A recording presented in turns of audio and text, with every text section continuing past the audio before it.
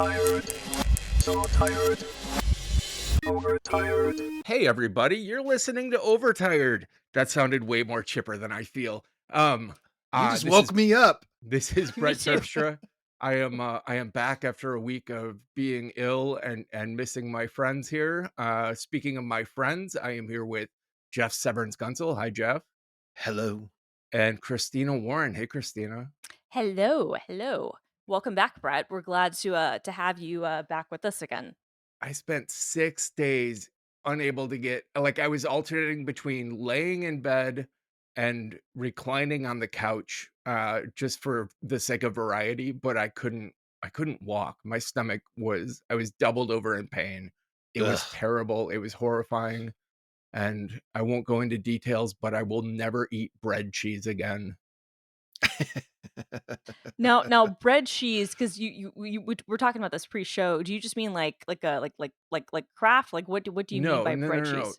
So, it's called bread cheese, also known as grilling cheese, and it's like a 1 inch by 4 by 4 inch block of I don't know exactly what kind of cheese it is, but it's designed to put on like the grill or to put in a saute pan and like heat. halloumi cheese? I have no idea what that means. Uh, But you heat it until it gets like a little bit gooey, like a brie consistency, and then you can like season it, like chop it into like strips and put like Italian seasoning on it and grill it till it gets like a nice char on the outside. Oh, And then okay. it's like I'm looking cheese this up sticks now. kind of. it's halloumi Yeah, cheese. I'm looking this up now. Like it looks pretty great.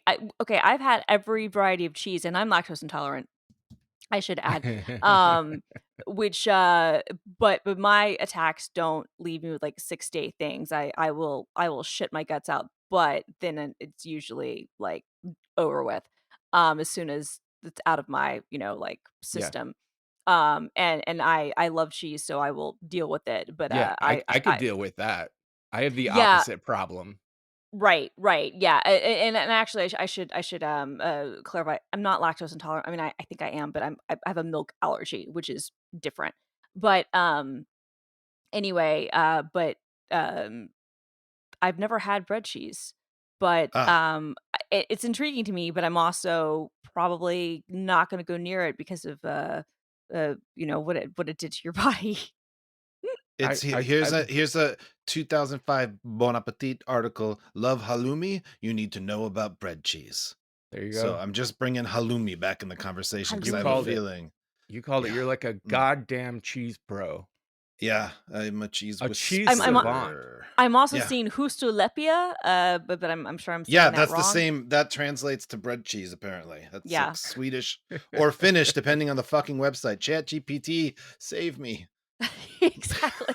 ChatGPT, what is bread cheese? I have it loaded right now. Let's see. What is bread cheese?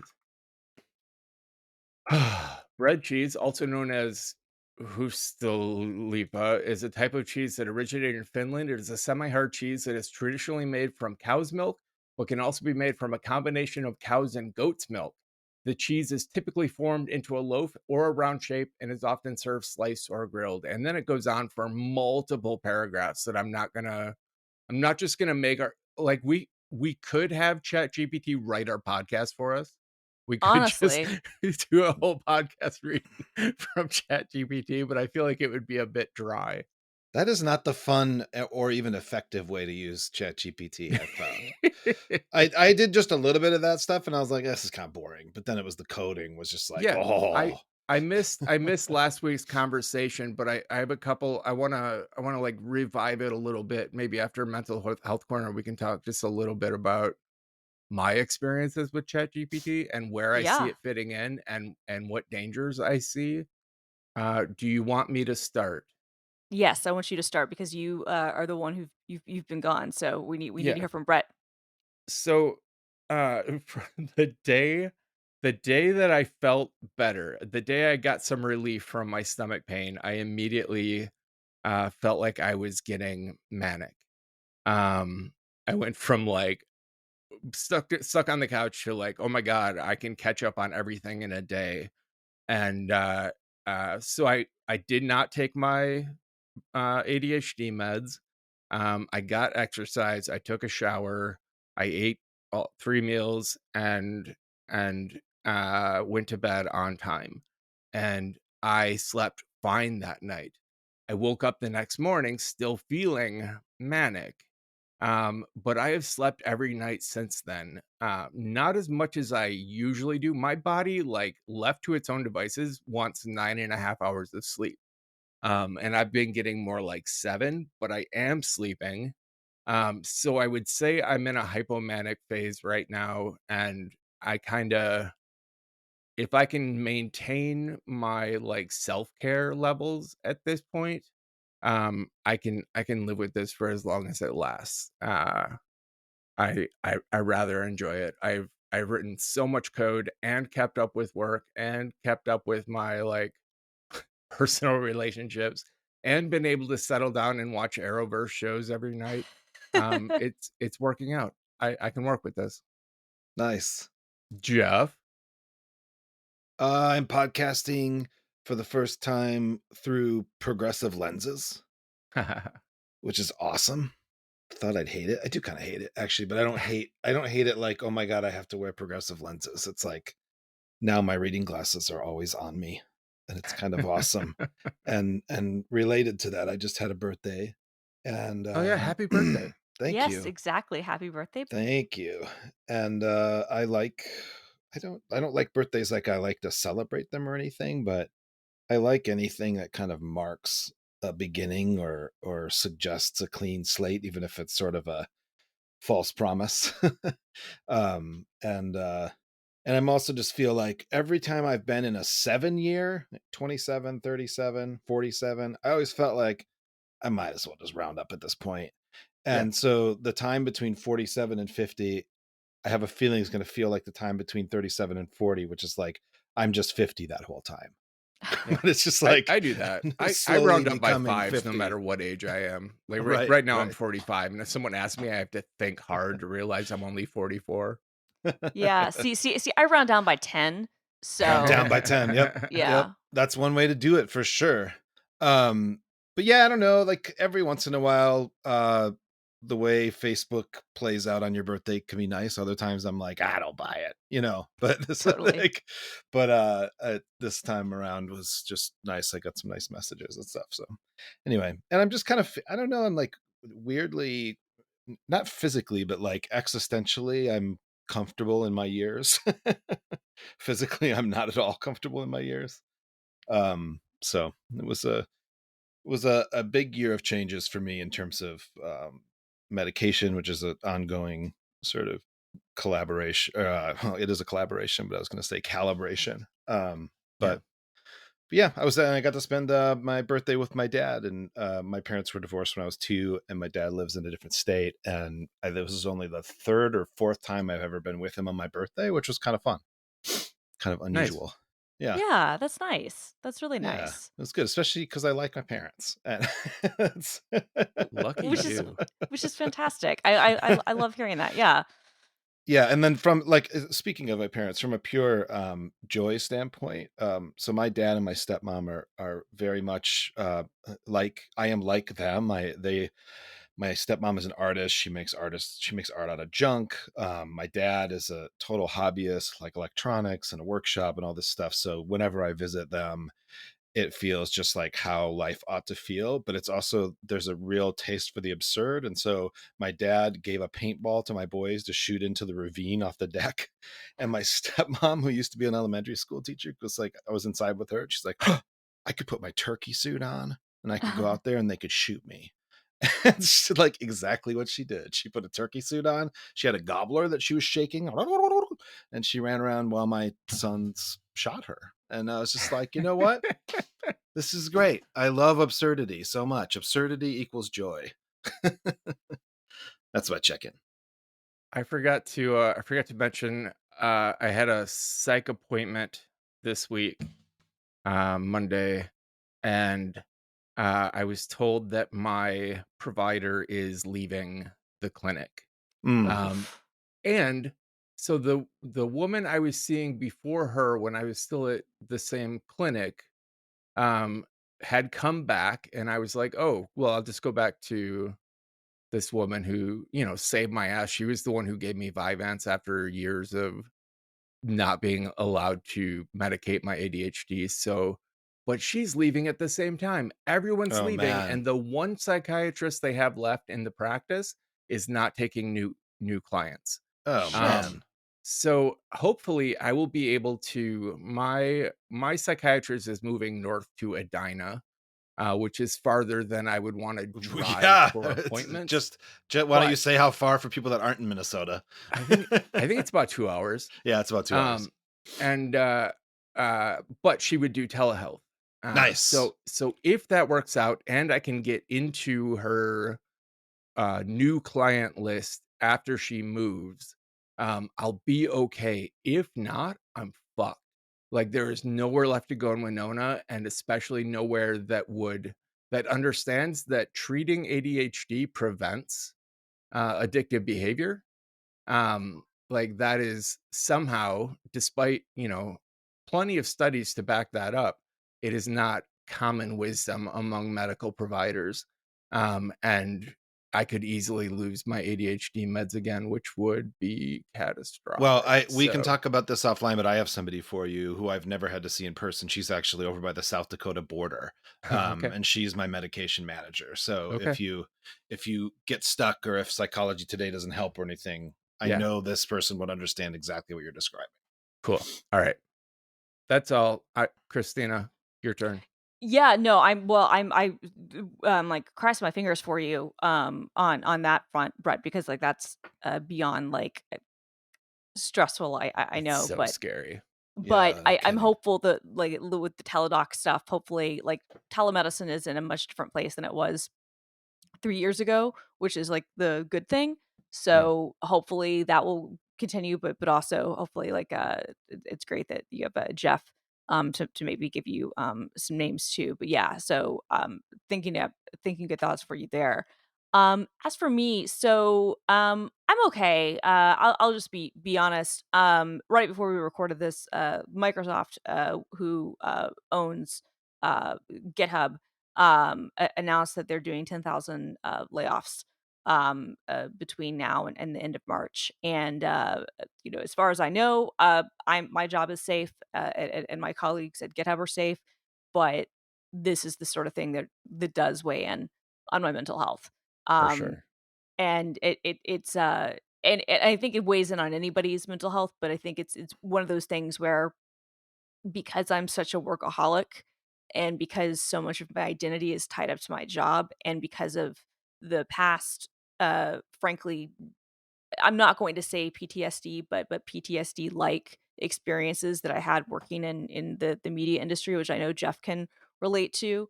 um Seeing things like what's been happening in the tech industry, over the last few months, but it is hard. But then seeing it potentially affect, people that I've worked with and know and care about, like, and I don't know who's safe and who's not yet, right? Like, which is like honestly like the one of the worst parts. And I'm not even impacted, as far as I know, knock on wood, but it's hard. And so these are those things where, like I am very fortunate that I now work in an industry that has better severance and that has better policies and that has better job demand than what I used to do. But it's still really really difficult, and it's one of those things that's challenging for me. Um, like it's hard, so it does impact my mental health when things like this happen. Like I can't just turn it off. You know what I mean? Like it's just Yeah. I have like a very real reaction to it. So that happened right before we started recording. Other than that, it's been pretty good. I'm actually going out of town with my mom. We leave for Vegas Oh, tomorrow morning. Adele. Yeah, for Adele, and I'm really really excited about this because this trip has been in the works since like November, December of 2021. And then the concert was supposed to be in April of last year, or March of last year rather. And Adele postponed her concert series. And so we're going. Our concert is on Saturday. we're gonna go see the Beatles Cirque du Soleil show on Friday. We get in Awesome. tomorrow. My mom has never been to Vegas before, and I'm super super excited to like show her Vegas. We're staying at the Venetian, which is one of my favorite like hotels, strip things because they every room is a suite, so you get you know I think it's a better experience, and I think she'll, like the layout of, kind of the Italian, like theme of the hotel. I'm not I can't take her to Rome, but I can take her to fake, Vegas Rome. Hmm. So, um, I'm really excited about that, and, uh, I don't know, I'm really I feel just, like, really happy that I can do that for her, and she's really, really excited. That's So awesome. that that definitely helps, like, my mental health a lot to, bring other people joy. So, yeah. That's great. Nice. Love it. I wanna dredge ChatGPT back up. Drudge suggests that Chat GPT is not at the surface already. So I'm fascinated with ChatGPT. I know you guys already talked about it a bit. I've had consulting clients that have come to me with like excited that ChatGPT wrote them, say, an Apple script to do something, and they show it to me, and they're like, "What do you think?" And it has been clearly wrong. Like, I mean, I can look at it and immediately say, this will not do what you think it's going to do. But before we started recording, I decided to just try some prompts for various AppleScript tasks, and it nailed every one. So I think if you give it the right queries, you can get good code. Like when I ask it to write Ruby methods for me, it gives me honestly the most accepted answers, like Stack Overflow worthy answers for doing basic things, bubble sorting and sorting arrays by length and things like that that can be done in one line, and it nails it. It does a really good job, and it's become a great little tool that prevents me from having to go to Stack Overflow to answer basic questions. But you can't do it if you don't understand the language to begin with, Yeah. because I would say It's there's a very convincing. 50-50 chance. Yeah, there's a 50-50 chance it gives you code that looks good and doesn't work at all, or has, faults that will bite you in the end. Um, Overall though, still I'm impressed. Um, I also have been using it, for content development, because I can give it like a very specific prompt, like write a Terraform script to spin up an Oracle compute instance and describe how to define the variables necessary and where to find them. And it will take that prompt and basically write out a tutorial for me that I can then, I mean, it takes some editing Right. and it gets some stuff wrong, but as a prompt to like get going on an article, like sometime ask it what the top 3 reasons to use Markdown are, and it will write you an article that honestly, I it's the exact same thing I would have said, and it even sounds like my voice. It's weird. It will honestly, your stuff, I'm sure, has been used in the model, right? Like, I like, you know what I mean? Like, that's the truth is that, because 'cause they're, scraping a bunch of, resources, and I'm sure that your things you've written are definitely part of the corpus. Sorry, But go on, ask Jeff. ask it to do it in Dickensian style, and you'll get a different answer. I find that using Chat GPT for code purposes is helping me get closer to a definition of a kind of programmatic literacy that I've always been kind of seeking and wanting to have for myself and describe for others. Just like you can't sit down and code, but when presented with code, you can basically understand what's happening, or just on the most simple level, you are able to create in text a multi-step algorithm that can be translated into code, right? Yeah. And what I've found so kind of interesting and fun in Chat GPT is like it almost it quite frequently gives me the wrong thing. And if I give it the error, it always Yeah. goes, sorry about that. Yeah. I was trying to have you go this way, and now I'm Yeah. gonna have you go It that way, which you is can such a refine, like, bizarre. you can keep adding to your query and, like, it's a chat, right? And you can Yep. say, "Well, that won't do this," Yep. or "Why does it do this?" And it will continue to, refine its response. And I love that it gives you a description. Anytime it writes a Yep. method for me, it will explain to me afterwards why it used the, method calls that it used, why it used the functions it used, and what each one does, which is more than you will often get from a Stack Overflow answer. And I've found that when you ask it to write a complicated function or a script, it will comment it. Mhm. And comment it pretty well. I mean, but the other thing that I find really useful is I have it write me something and then I just go line by line and say, what does this do? What does this do? If they haven't already explained it, right? And then the other thing I do that helps me a lot just in learning is I say, what's another way to do this? Yeah. Right? Like, or like I did one early on where I was like, show me how to, scrape the title of an article in a web page in Node. Now show me in Python. Now show me in Ruby, right? And it was like you can just kind of look at how those things are different across languages. It's just, to me, it's like an incredible teaching tool. But like you said, you can't just take it and assume that what you've got is correct. You definitely Yeah. have to fact check it. But you can fact check it with ChatGPT for the most part, which is crazy.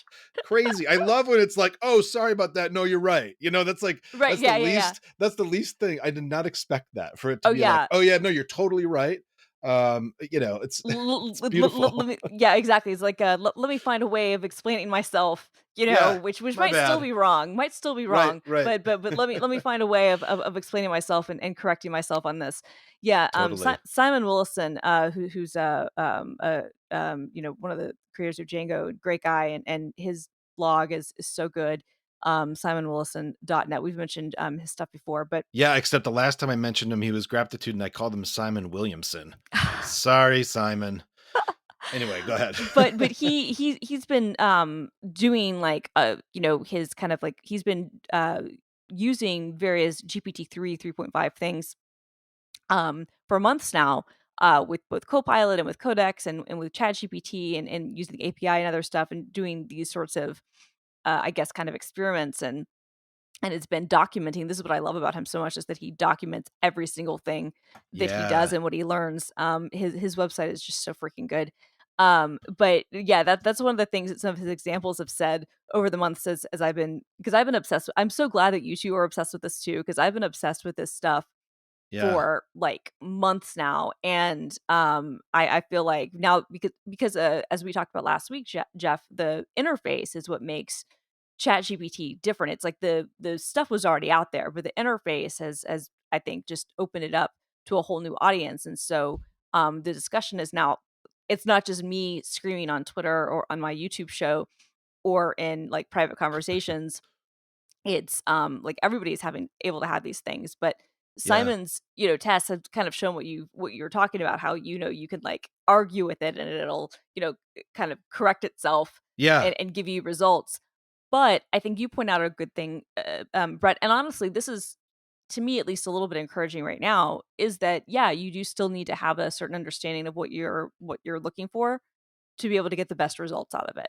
Like if you're just going to be relying on any of its output for anything, like for some stuff that are some basic, like well, I mean, and even then, I mean, there could be errors, but if you're talking about some like very basic, concrete kind of like factual things or some very basic like mathematical stuff, like I think that the results you get from it could definitely be kind of probably taken without doing fact checking. But for anything else, yeah, it really does help to have an understanding of what you're doing. That's why, GitHub, that's why we call it Copilot and not like, it's like your pair programmer. Like, Yeah. it's Yeah. sitting, behind, sitting in the cockpit with you. It's not writing your code for you. And that's how I always try to explain it to people. I'm like, look, this isn't doing it for you. You need to have an understanding of what code you're doing. And the more you do, the better it will be. And the same is true for ChatGPT, right? Like the more you know, the better the Hmm. results you can get, because the prompts you can give it are better, and the more you can like kind of argue or disregard, if it's going to give you an Apple script that is not correct versus. And that honestly makes sense too. I don't know, like because the corpus for a lot of the code stuff is obviously GitHub, and although there is a lot of Apple script on GitHub, there's way more Ruby code, and there's Yeah. way more like Bash code and other things, Mm. and so that's going to play a role in what types of coding it can do and learn from, right? Like the data sets all kind of go into that. So it's, the more you use it, at least with Copilot, the better it gets. But the better these models will get over time, these things will get better. But yeah, it's to me, it's I kind of appreciate that you have to know a little bit about what you're doing, because that makes, I don't know. Makes you work a little bit more for the results, which kind of makes it feel more like a puzzle. And B, like I think that it can hopefully prevent against some of the abuses that could Sure. potentially come from it. Like, I could see eventually a day coming where code becomes irrelevant because we can just tell a computer what we want to accomplish as complex as we want, and it writes all the code. Yeah. Like Yeah. the job of coder Yeah. could eventually be irrelevant. I did want to mention, like, one of the great features of Warp, the Warp terminal, Mhm. is their AI. Like, you can just write out like, how do I colorize a man page, Yes. and it will give you the command to do it. Um, iTerm just added OpenAI Oh, did integration. it? If you Oh, it open the did. if you open the composer, you can write out like what you want to accomplish and hit the engage AI button, and it will give you like 4 or 5 different ways to accomplish whatever prompt you gave it, Hmm. built right into the terminal. And there's no keyboard shortcut, which I find annoying. You have to like, you can pop open the composer with a keyboard shortcut. You can type out your query, but then you have to grab Yeah. your mouse and click the open AI button. But Is this in a beta, or what is this in? Because I haven't oh, seen what am I this. running? I am on build, yeah, beta 9 of Okay, cool. 3.5. Oh, that's awesome. That's really Yeah, cool. yeah, it is. Um, Also, there are multiple menu bar chat GPT implementations for Mac. The one I'm using, they're all the same. Like, they're all Yeah, just, WebKit browsers into absolutely. Into a menu the bar. OpenAI Yeah. website. But Yeah. the one I'm using right now, I love, except it has a hard coded shortcut for Command Shift G, which is find backwards when you're in an editor.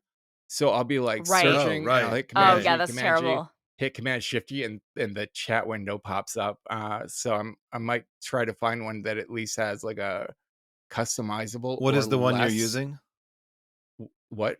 What is the one you're using? Um, they're all just called Chat GPT, um, Yeah, and I'm none of using them one in have. Chrome that just for the purpose of downloading The Markdown one I'm files of using the is chats. from Vince LWT.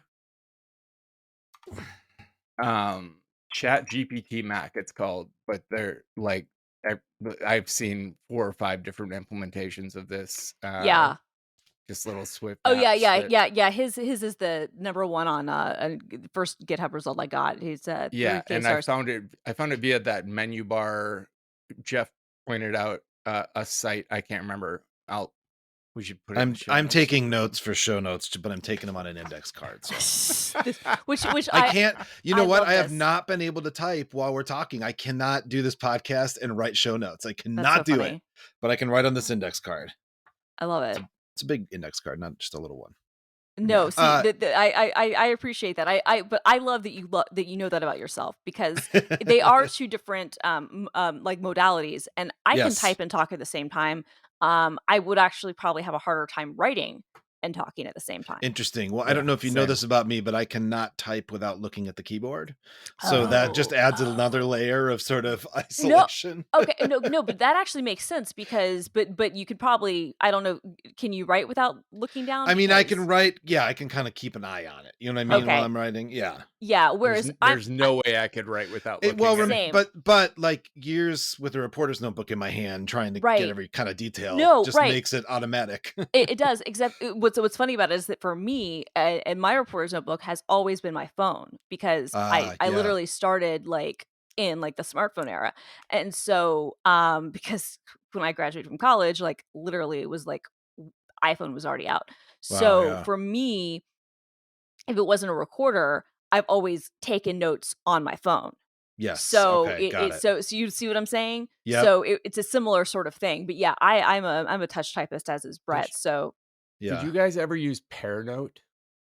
What's that? no. It was a Mac app. I don't remember if they ever made an iOS version, but it would record what you were listening Oh, to, yeah, and yeah. then I any remember note this. any note you typed would get a timestamp, Right. and Shut you could your just dirty click on your mouth. note, and you could hear Yep. what was happening when I you wrote remember the this note. now. I So remember this now. your notes didn't have to explain everything. They just had to be like, uh, here's a point where we learned about blah blah blah.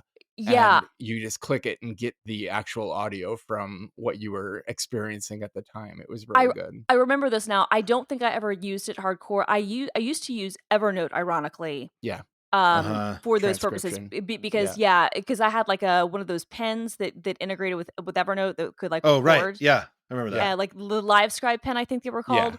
Yeah. And but honestly, a lot of times for me, and it because I the way that I would take notes on calls, like I would try to record the phone calls, which once they got rid of the headphone jack, especially got complicated. I would love to talk to Yeah. you about whatever your recording setup is now, Jeff, because Skype. I'm always oh yeah, well that's primarily what I used. I would primarily use Skype and call recorder, Yeah. and now I guess it would be Zoom, but Skype Right. worked well because you could actually dial a real phone number, Yep. and obviously some of the rules are dependent on what state you're in, determinant of It like totally. Yeah. Totally like had to make sure it was a one party recording what state. one Yeah. party or letting people know. But a lot of times what I would do is like if there were calls that I would be on, like I'm just such a fast typer. And because I can like listen and kind of type at the same time, I would basically just almost transcribe like the call while I would be on the Yeah. call. Yeah. Yeah. Yeah. You know what I mean? Like that Yep. was sort of Oh, my kind of thing. I can basically do that and did that. It's just it was a mess because as long as I was on a phone call, it didn't matter that I was looking at my keyboard, right? But if I'm on Totally. a Zoom call or something like that, I have to give attention somehow, and then that's So just forget about it. so Evernote got acquired. Yep. I think we can all agree Evernote is shit these days. Oh yeah. I Um, stopped paying 6 or 7 years ago. yeah. Yeah. Yeah. I left even longer ago than that. Like I was very gung ho on Evernote when it first You were came like out, you but were one of the very I was an Evernote user, I think, because of you, because they had a Mac app, like, beta thing or something, and and you we got wrote us about it on we two wrote about it too, and you wrote about it and you got us into it, and so you were the reason that I ever used it to begin with. You were, like, one of their biggest evangelists for a long time. yeah, It was and great then in the moment that it was great. In the moment that it was the and only thing then that did that. the lock-in became apparent the first Yep. time you wanted to move your notes and you Mhm. Yep. realized that there was no viable way to extract your information Yep. from government. That's when I left. And then I watched it just bloat and bloat over Yeah. Yeah. time. For me, when I should have left, and I still paid, and this was the thing, and I paid because out of this bullshit sense of loyalty to this corporation that had raised hundreds of millions of dollars. But I remembered when they were smaller and I was like, it's only 50 bucks a year or whatever. I will pay this. I don't really use it that much, but I've got my notes and this is fine. I'll pay my $50 a year or whatever, my fee is. Um, but when the writing was on the wall, like when they did the recipes app. Yeah. No. Yeah, they did like a fucking recipes app, Evernote like recipes or some shit. And I was like, okay. I was like, and they were selling socks and they were doing all this stupid shit. And I was like, okay, Phil, whatever his last name was, I was like, you are Lieben. yeah. I was like, you are absolutely, what are you doing? Right. Because I got like the moleskin integration. I got the LiveScribe integration. That was Right. okay. Then when they start, then they acquired and ruined Skitch, and I was Yeah. like, Oh, I can they almost acquired Sketch. I can almost And then stop supporting it. Like, yes. Skitch is shit now. Yeah. It's been shit for years, but like, but almost as soon as they acquired it, they ruined it, right? Yeah. And so then, yeah, I was like, okay, that's fine. But then they raised their prices to the point where, for me, and I am a price insensitive user, and when I'm like, okay, actually, this is now going to make me go through the hassle of canceling, Yeah. like, but that was 6 or 7 years ago. But yeah, they've been acquired by somebody, Bending Spoons bought them and whoever the immediately fuck that is. laid off 18% of their staff, So sorry. saying they were trying to compensate for overexpansion and inefficiency, both of which I would agree were Hmm. problems. So it'll be interesting to see if they can salvage No, Evernote at this point. I no. mean, Evernote has a lot of users, Yeah, I know, a but lot of Still, I users just that got could I be had made to happier. I it just had to fix a CNC machine, and the software and instructions came via an Evernote note. God. See, well, no, so which is ridiculous. Yeah, no, because at this point now, what do people use? They use Notion, right? And some other Right. things. Yeah. And like, and I have my own issues with Notion. Like, I don't think that's actually great software, but I know a lot of people love it. I actually don't think it is, but whatever. But like, no, they're at best, let's just be honest, they will be able to be a very small, but sustainable, hopefully sustainable business. But even though I don't enjoy it as much, like, OneNote is free, and then I have Office 365 that I pay for, plus, I get it free at work or whatever, but I pay for the family plan because honestly, that's, like, the best $100 I think you can spend, um, for, like, 6 people or Yeah. whatever to get Office and OneDrive access. But, like, OneNote's pretty great for Yeah, it is pretty good. 99% of use cases. Honestly, OneNote's pretty fucking great, and they don't put limitations on how many devices you can have connected to it, which that was the shit that Evernote started when they were like, "Oh, if you don't Yeah. pay us this amount of money, you can only have one device connected." And I'm like, "Okay, you There were locked 2 my all my things. notes in." Yeah. There were 2 things about Evernote that I loved when I was using it. One was, handwriting transcription. Yes. So I could take like Jeff, I prefer index cards to a Moleskine. I actually have it's shaped like a Moleskine, but it's an accordion folder for index cards. Oh, that's And cool. that works better with my brain than having this very linear page by page kind of note system. Number 2 was the web clipper. It was the Yeah. first app The that web had a clipper web was clipper, Yep. Theirs woo! and was great. yeah, Loved it. and it was spectacular. Devon Think has added a web clipper. They've had one for a while. They Yeah. actually use my software Oh, to really? Funny. yeah, they use a version of Marky the Markdownifier, that they ran locally, and you could clip markdown copies of any web page or any selection on a web page. And I tried to talk Fletcher into incorporating web clipping into NV Ultra.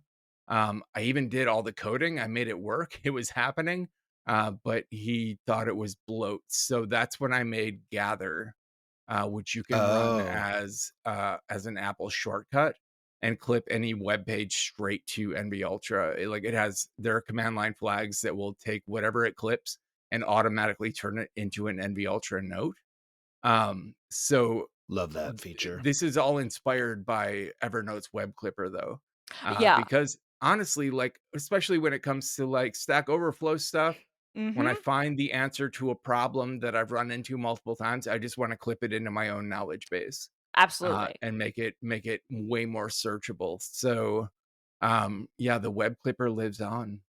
Yeah, yeah. Awesome. I love that. I was gonna say the web clipper was one of their great things, and like Microsoft obviously like has one too, and a lot of other people do as well, and like people built things into Obsidian and other stuff, right? But they were the first to really, to my knowledge anyway, I think they were the first ones to really, at Yeah. least the first bigger ones to implement it. There might have been some smaller people. I don't want to like make a universal statement. Somebody will tell us in the Discord or on Twitter, be like, no, actually, this company had a web clipper first. Well, I don't remember it. Um, but yeah, no, the web clipper was massive. And I remember the handwriting recognition, that was a big deal too. And that was a thing that I remembered. Yeah, I really enjoyed that because you could take a photo of your handwriting and Uh-huh. it would do it. Like there were Yeah, some I would things that take when I ran a company, I would take all client notes on index cards, and then when I got back to the office, I would just snap photos with my phone, and I would have digitized notes in Evernote ready to go. It was very handy.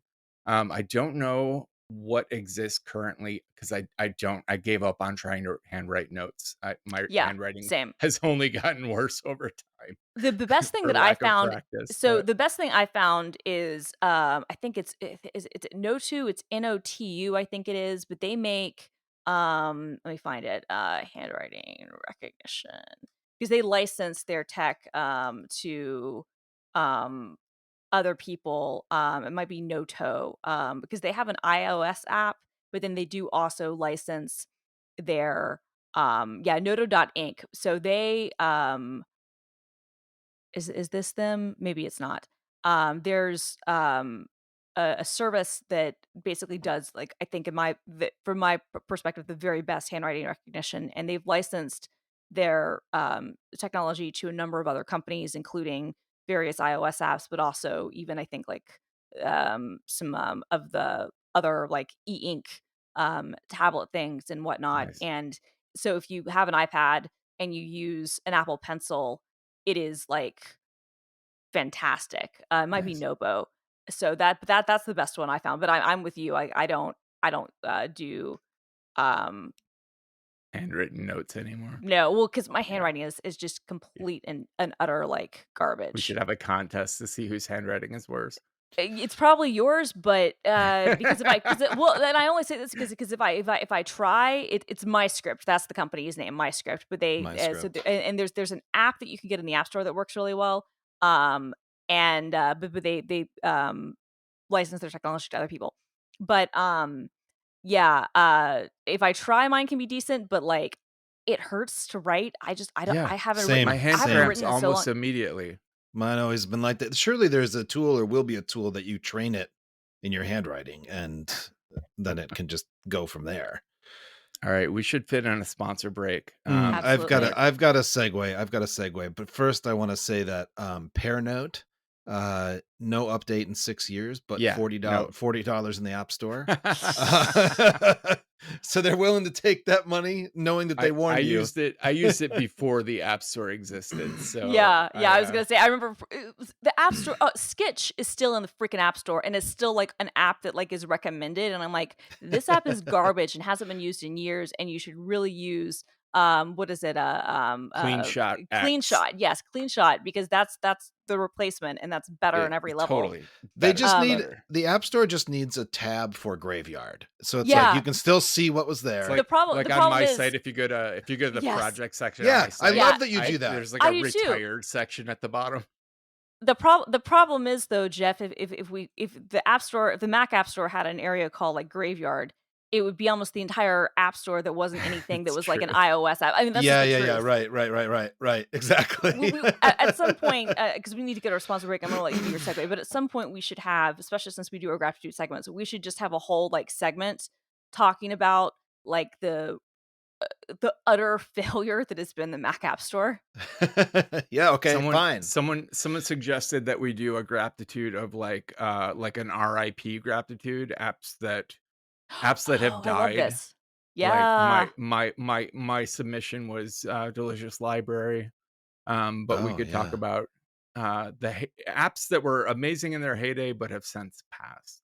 yeah. Oh, I love yeah. that. Okay, I mean, I don't want to wait until Halloween, but maybe like we could do it before Halloween and then also do it on Halloween. I think that would be great. But Yeah. there's also All this right. element of like with Pearnote, which is such a great concept. Surely that exists in some piece of software somewhere. Yeah. It's like a wonderful feature. But I can't think of what piece of software that is, and I feel like the three of us would know it Like it's if it, not a if it was hard there. concept to add a timestamp at the time you hit the keyboard. Like it's No. pretty basic. So there has to be a something now that does it. Yeah.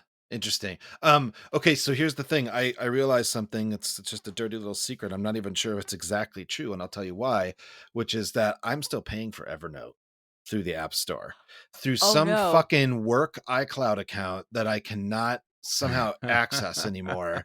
The last time I went to try to figure out what it was, I figured out it was that, but I couldn't cancel it. And I can't, we don't have to get into that mystery, but it's my segue into talking about Rocket Money, which is formerly Beautiful. known as Truebill. It's a personal finance app that finds and cancels your unwanted subscriptions. See what I was doing there? It monitors your spending and helps you lower your bills all in one place. Now, the last time I talked about Rocket Money, I talked about just the how like how easy it was for me to actually like wrap my mind around how much I was spending on various services that I'm really not even using.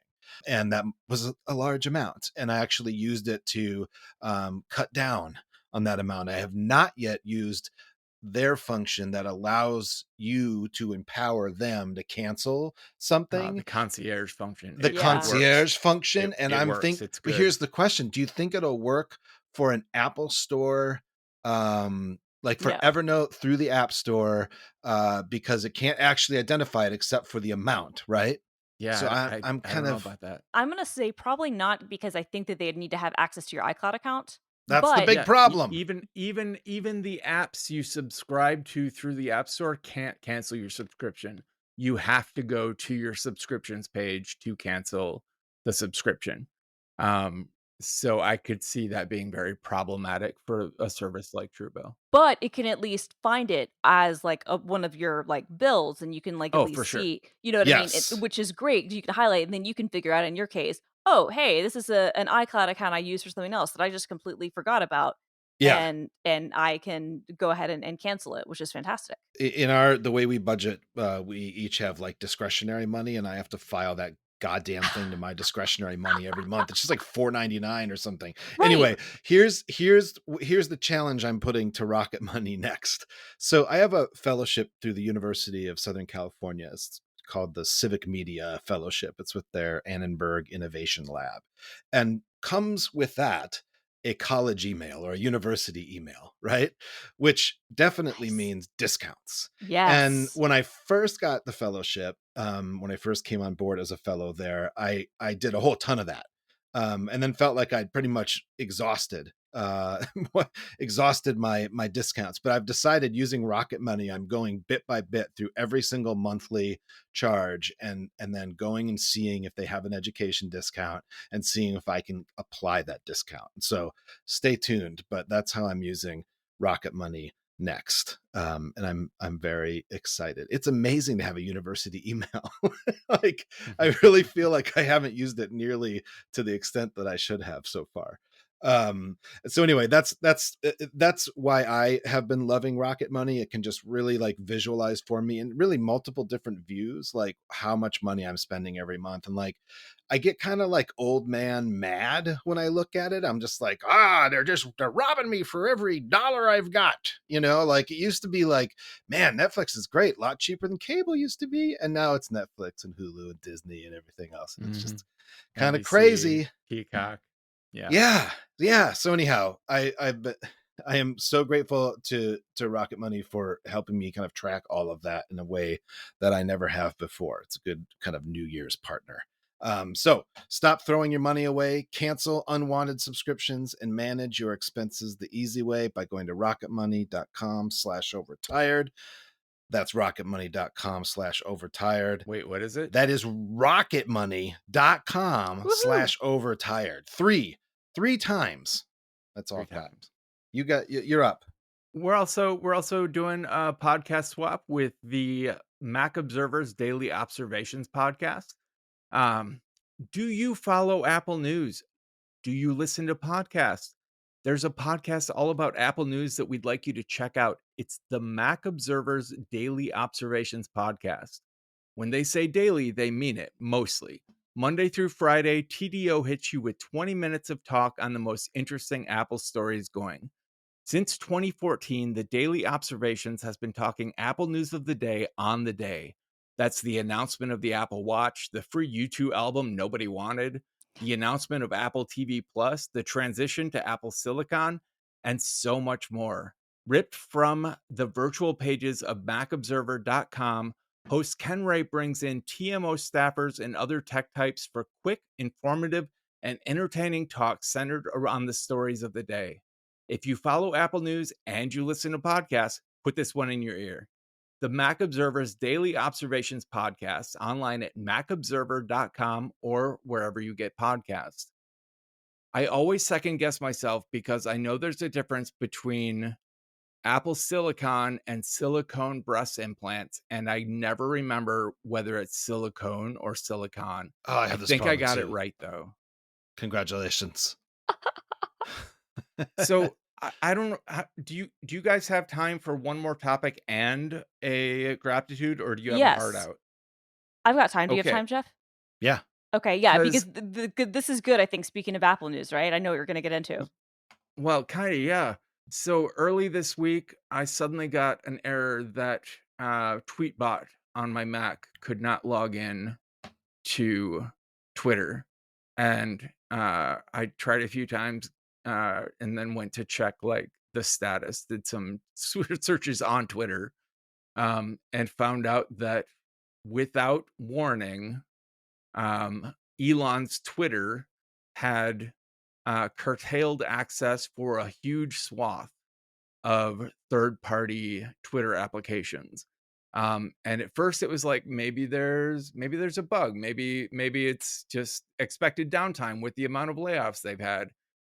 But then on their API pages, they were all listed as suspended, and it has become very evident that whether Elon himself or uh, a group of people under Elon, I'm going to go with Elon himself, have decided that third party Twitter clients are not profitable Mhm. and have cut out their access. And I think it is a horrible idea, especially after all of the hoops that Apps have developers had to like jump through Tweetbot and Twitterific have had to jump Oh, through to for such a keep years. journey. using Twitter, and all the concessions they've had to make. Yep. The fact of the matter is you don't see ads when you're using Tweetbot, and that is a major selling point for using Tweetbot or Twitterific or, TweetDeck or whatever. Although TweetDeck is owned by Twitter now, I think, Yeah, so it is. maybe It that it's still Yeah. works. yeah, Yeah. it does. TweetDeck's been owned by Twitter for 12 or 13 years. Yeah. But it's also basically kind of been abandoned. I mean, it works, but there's been a big question as to, like, is anybody who works on it still Yeah. around? But yeah. Yeah. So this is very disconcerting to me. I have loaded for the sake of, still being able to use Twitter without the PWA that Christina uses. Mhm. I have loaded the Twitter app on my Mac, and it is awful. I don't Yep. mind Twitter on the iPhone. Me either. It's really nice because things like polls don't show up in Tweetbot, but they do show up in the Twitter app. So on my phone, I tend to use the Twitter app, and it's functional. It's good. On my Mac, the Twitter app sucks, and Tweetbot rules. Twitter drools, and it is Ooh. like Tweetbot has like all of the keyboard navigation I want, has all of the blocking and filtering that I want, and none of that exists in the Twitter app on Mac. And this is a sad state of affairs. Yeah. Well, what's really disappointing to me is, like, Twitterific especially because, like, Tweetbot came out after the great API purge the Yeah. first time, right? So it was actually kind of a response to, the death of well, I guess Tweety ascending from being like Tweety into being the official client, and then some other things. But like Twitterific, which was one of the very first Twitter clients, Yeah. invented the word tweet, was the first one to use like a blue bird as the icon, right? Like basically literally like helped, invent a lot of the things that we know as Twitter, and were very instrumental in the very, very early days of the platform and being a part of it. Like they've all, as you mentioned, Brett, they've had to jump through all these hoops over the years, right? Like where they've had to like follow API guidelines, and like there was a limit on basically like how many, like tokens they could submit, which for a long time meant that like it curbed their growth because there Mhm. was like a set limit on like how many keys you were going to get, because if this is not the first time Twitter has had um concerns about third party apps.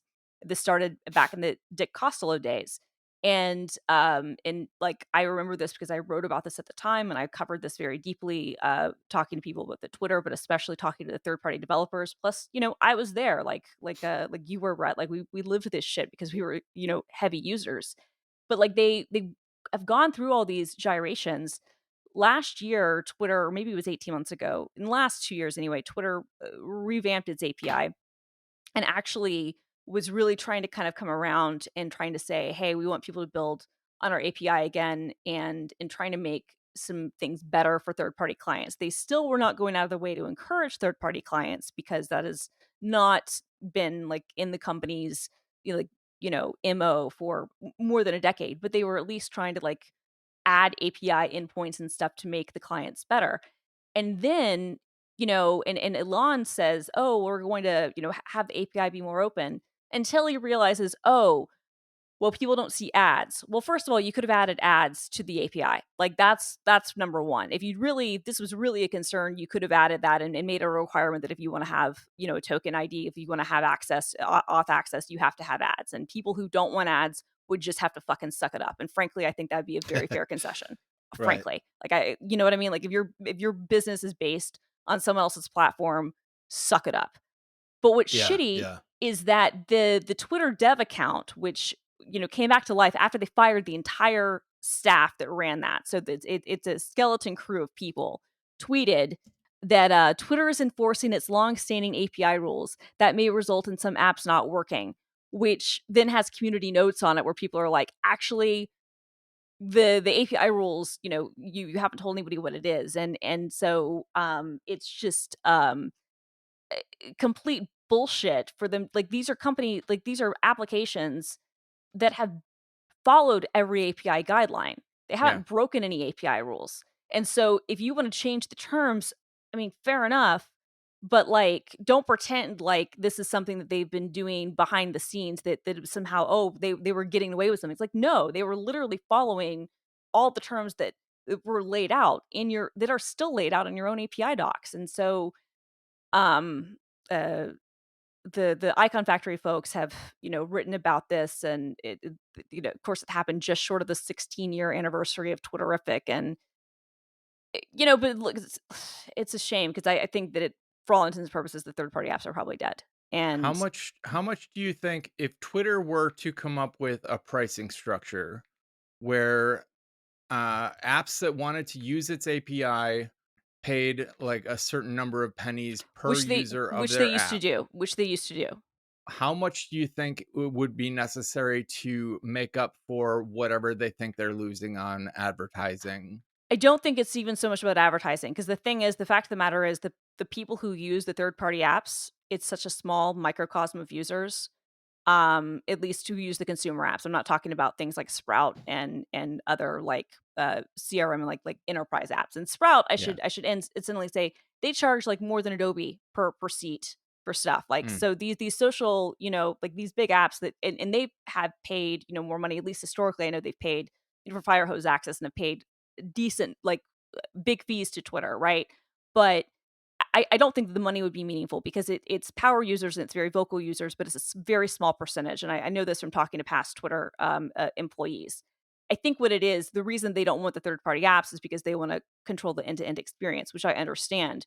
What I don't get is sh- that if you're pissed off about like what you see is like losing advertisements and whatnot, just make that an endpoint. Like yeah. just serve the No. ads in the fucking client and make that a Yeah, what requirement. kills me is Twitter rose above all of its compatriots at the time it came out. It rose above because it allowed third-party Oh developers to yeah, create completely. third-party tools. It offered an API where Yeah. something like Jaiku did not. Yes.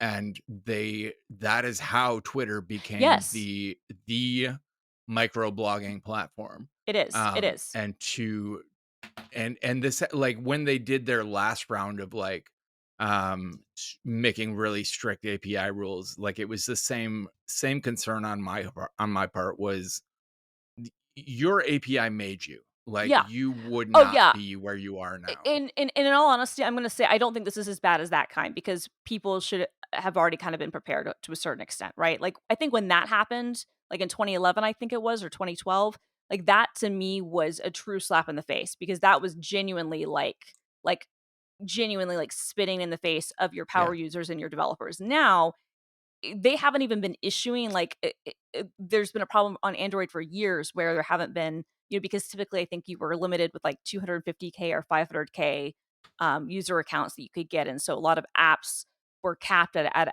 a user limit, and that remained over the years. Twitterific and Tweetbot and a couple of others were kind of grandfathered into higher amounts, but it certainly wasn't like multiples of that by you got to think, okay, maybe they have 5 million accounts. And I'm just guessing here. I have no idea. It might have been less than that. But, you know, um, it- certainly it's not like you're talking about like tens of millions of people.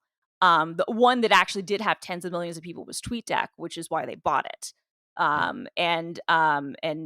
But to me, yeah, it's a slap in the face. It just goes against everything that he, when he came in, and we knew he was a liar, but like claimed, "Oh, the API is going to be this and that, and I want it to be an open protocol." Well, you can't have both ways. You either have it as an open Yeah. protocol, Right. or you have it as like a pretty locked down thing. But again, to my point, I'm like, not that they have people who can really add things to the API because they've laid everyone off, but like add they could have done this years ago, like add the advertisements, add the promoted tweet stuff into the fucking API. Like, I don't understand how that's difficult.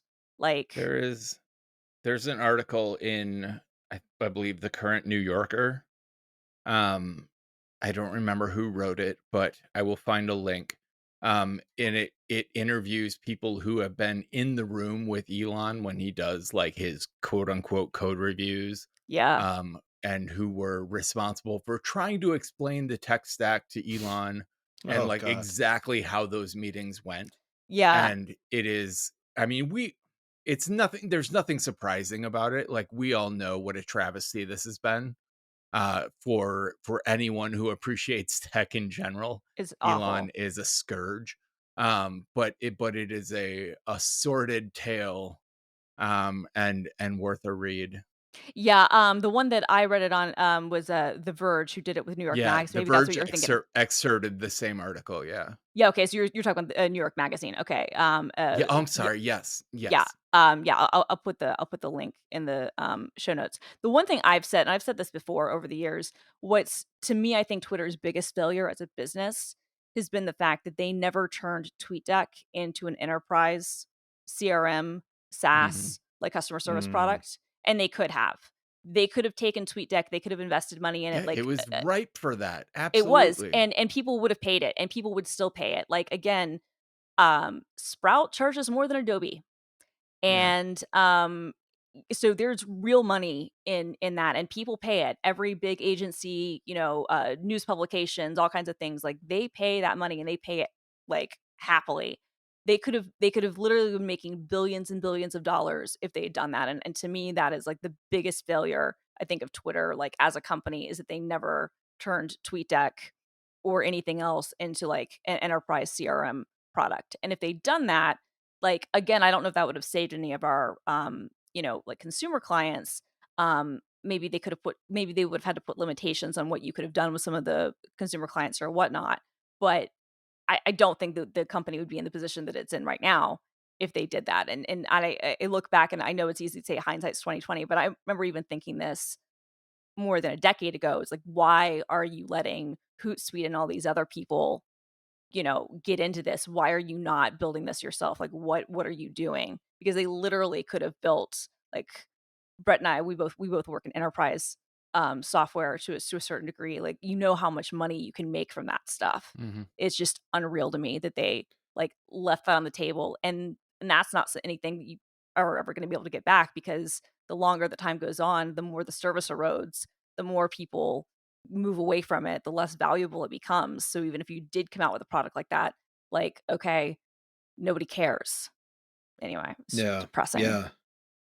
Yeah, I remember there was a time too where like there was a service that was built off of TweetDeck and they were charging the New York Times, Washington Post, and other major newspapers and news organizations tons of money to help give them a sort of intelligence that was rooted initially in using TweetDeck. Mm-hmm. And that was another, it was one of those Yep. enterprise opportunities. Like, Oh, uh, 100%.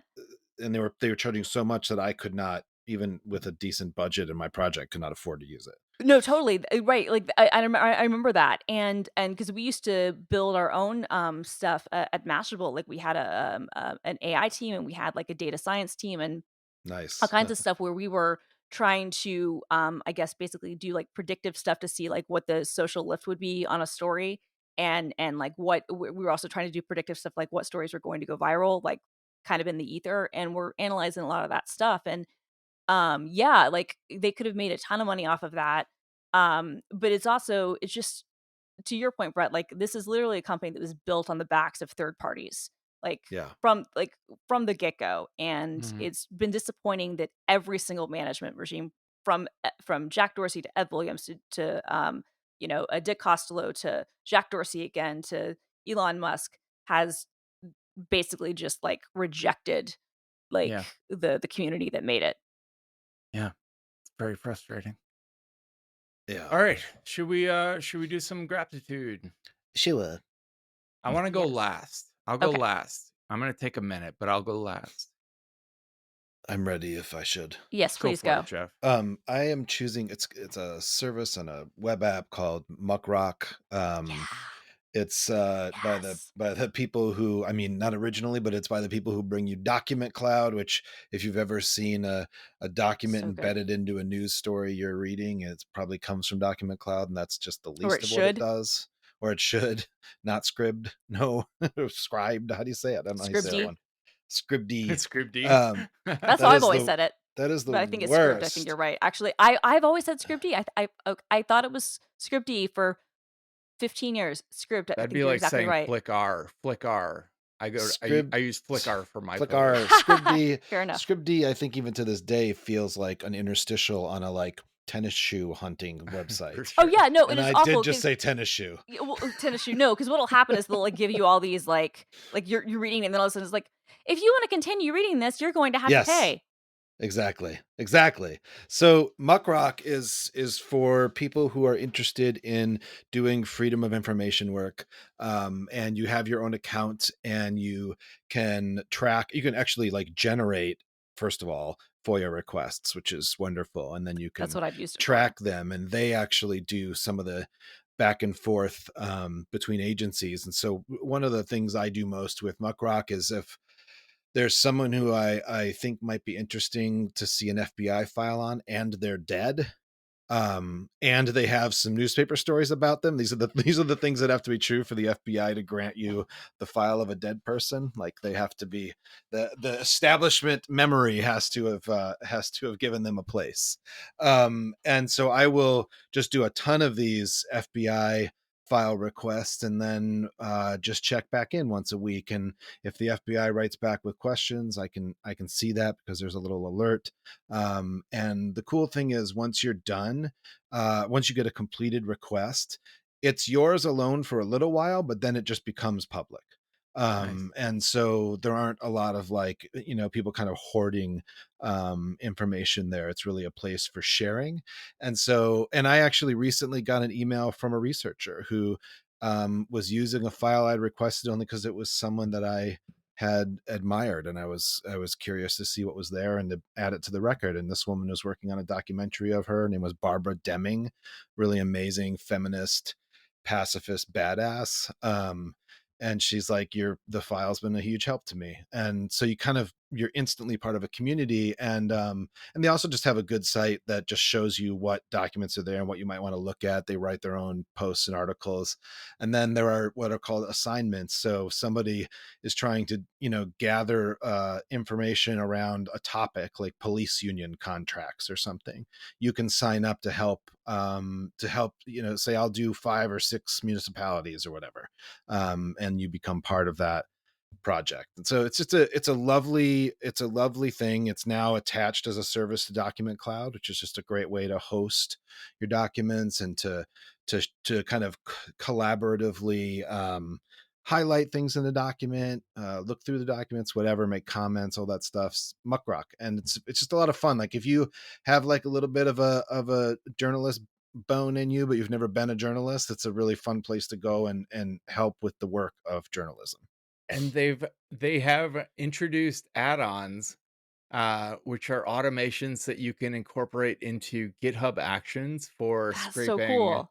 What? scraping document cloud using Muckrock API. Ah, Oh, that's that's awesome. badass. That's Here, let me. I'll fantastic. I'll drop this news article Yeah, in here please do. too. Yeah, so it's just a great. I mean, I get a lot done thanks to it, because it's funny.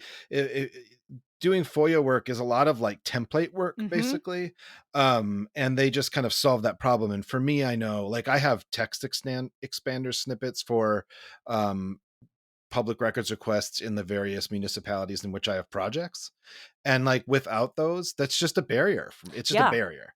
No, it And is. so And I'm sure yeah, like me, you've had to teach a bunch of people how to do FOIA requests. totally. Yeah, And I remember what it was like before Muck Rock, yeah, and what it was like for me, and then having to teach people, and then after like Muck Rock, it makes it so much better to teach people, and yes, really cuts down the barrier, and it's important, I think, for so many researchers, not just obviously journalists, but for so many researchers, and even just look, this is like, Freedom of Information Act. It's open for everyone, right? Like, right, use it. Like, we need more people digging into stuff, right. and like, it shouldn't be this thing that has this barrier where you feel like you have to know the right language and knock on the right door and know the right Yep. things to get access to, because like, no, like, everybody's supposed to have access to this stuff. Like, that's why it exists.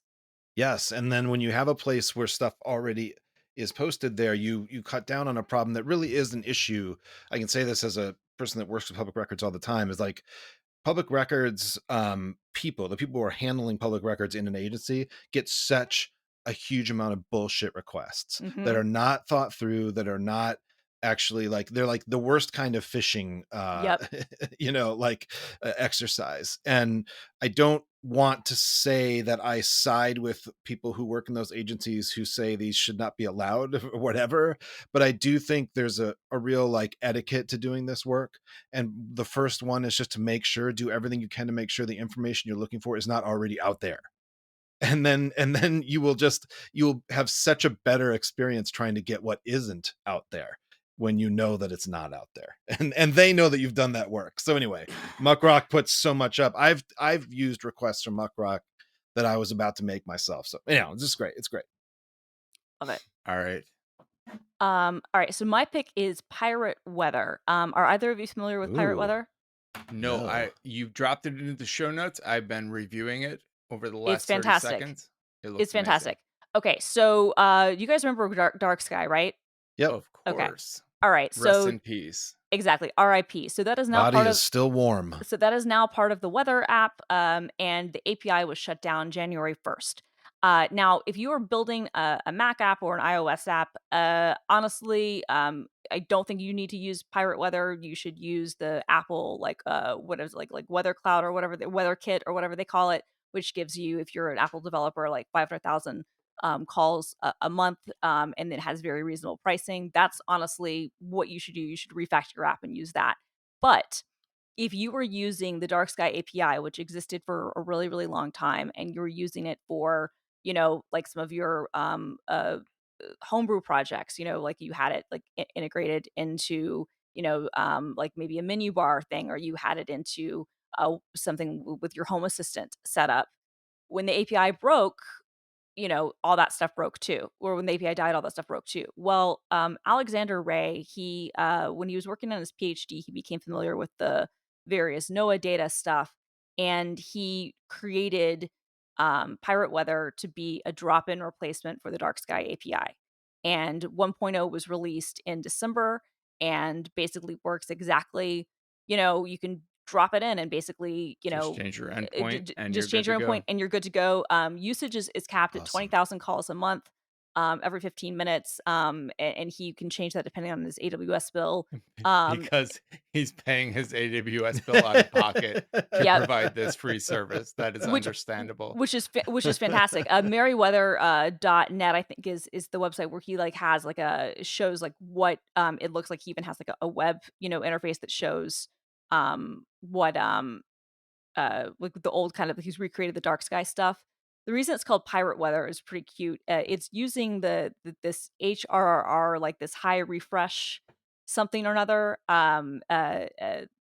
way to get the data, and he thought that sounded like R, like a pirate. Arr. Uh, So that's why it's called pirate weather. But he's on GitHub sponsors if you want to help him out. I'm sponsoring him. Once I found out about this last week, I was like, this is really, really great.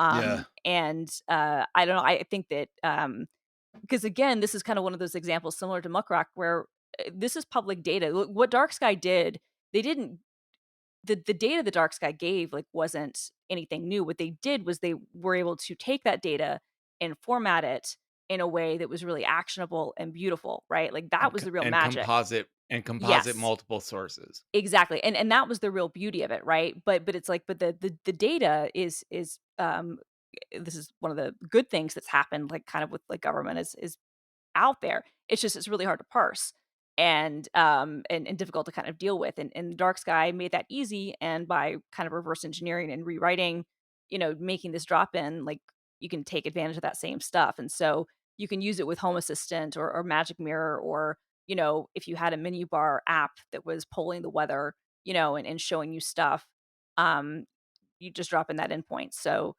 Pirate Weather is my pick.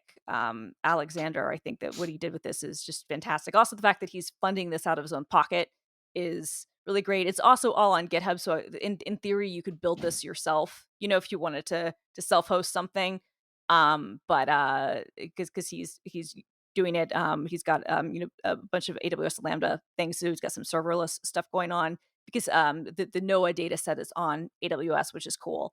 Um, Oh, nice.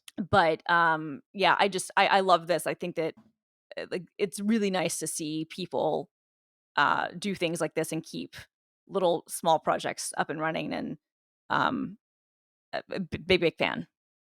Nice. Awesome. All right, I'm picking from my own library this week. I've been since this hypomanic phase started, I have been a little bit obsessed with SearchLink, which I maintain is the most useful tool I've ever created. Especially like if you're doing show notes for a podcast, like as we record show notes, I will just type out text like New York Magazine Twitter article and hit a keyboard shortcut and it will create the link for me to the endpoint. And I have added in the last what day is it? Wednesday right now as we record. In the last 4 days or so, I have added so many new features. You can create a YouTube embed, Ooh. like create the iframe just by typing bang YTE and then giving it some search Oh, terms. Oh, fuck I And yeah. say, sir. it will Wow. output the iframe embed from YouTube. It has built-in version checking. When you run it once a day, it will go to GitHub and check for the latest release. And if you're outdated, in the report that it gives you in an HTML comment underneath your results, it will say you're running this version is available. And then you can you can type the word update, select it, and run the service, and it will update itself in the process. Awesome. That's Uh, amazing. It's amazing. yeah. Yes, and I yes, and.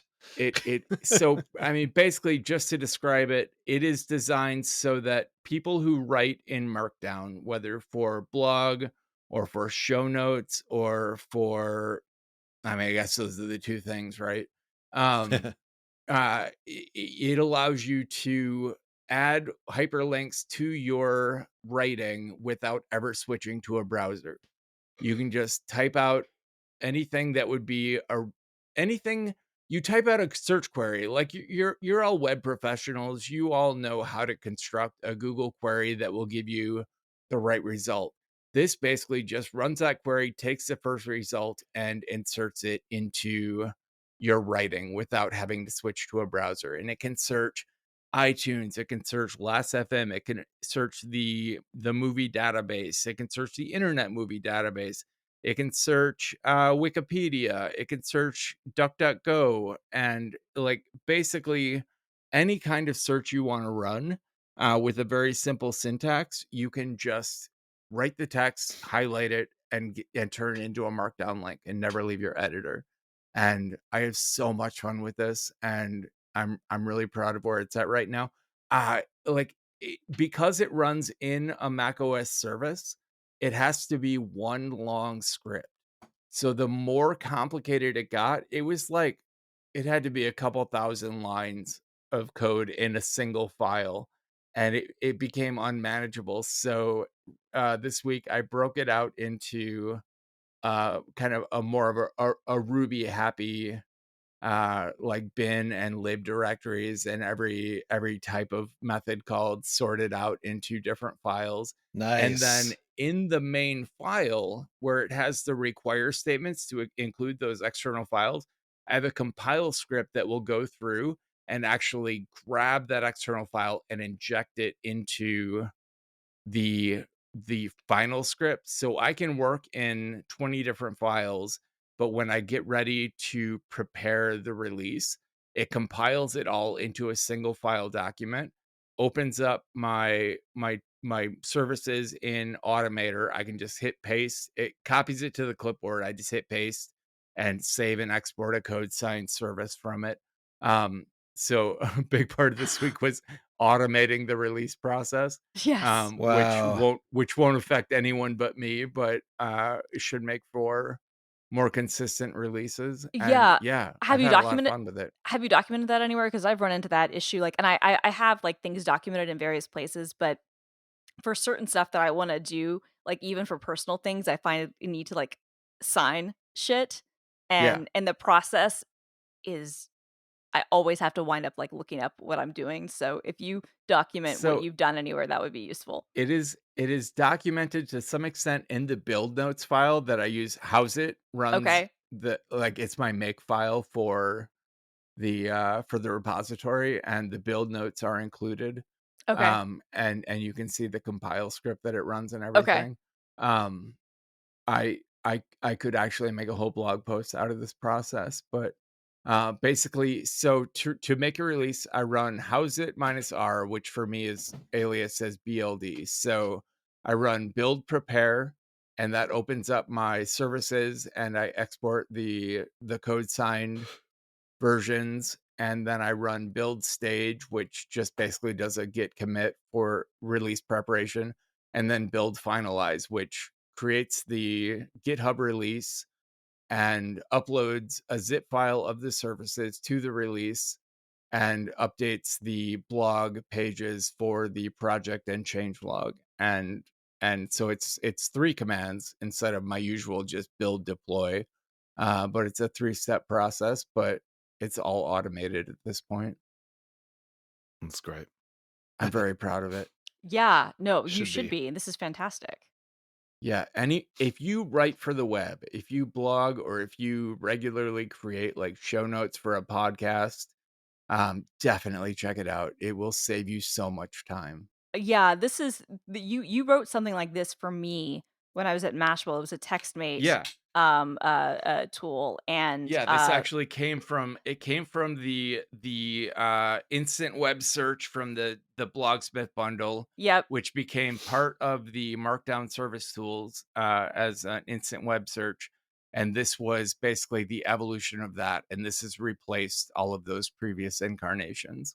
I love Which it. I'm so excited about this. This is that because that was one of the most useful things I had for years at Mashable was because you wrote, like, a custom version of that because when I stopped using, Logsmith, I paid you to do that for Yeah. me, and that was, like, some And of the best money I ever did, like, I ever you can spent. add there's a YAML based config file that you can add all the custom searches you want to. So you can have like a site search for whatever blog you're writing for, and you can include additional keywords. If you like, I have one that's BTP, and it searches brettterpstra.com, but includes the keywords projects. So I can just like I can write BTP gather, and it will link to the project page for gather with one click. That's awesome. So yes, this is all of that I made you before and then some. I love it. I'm so excited. Pretty great. All right. Well, I have to go to a meeting. Not me. Yeah, I Sonar code is throwing warnings on pull requests, and I have to figure out why. Well, get on it. Then get some Sonar, sleep. Sonar Cloud, not Sonar Code. Sonar Cloud. It's what Well, we use for static analysis. It's fickle. It's fickle. good luck with that. Hey, thanks. Good thing I'm hypomanic and can totally deal with this right now. Yeah, I've got to write a script and go in and shoot a video. So Good but, luck. Fun. Thank you. Yeah. All right, you get some sleep, everybody. Yes. Get some sleep, Get some everyone. sleep. The system is going down now.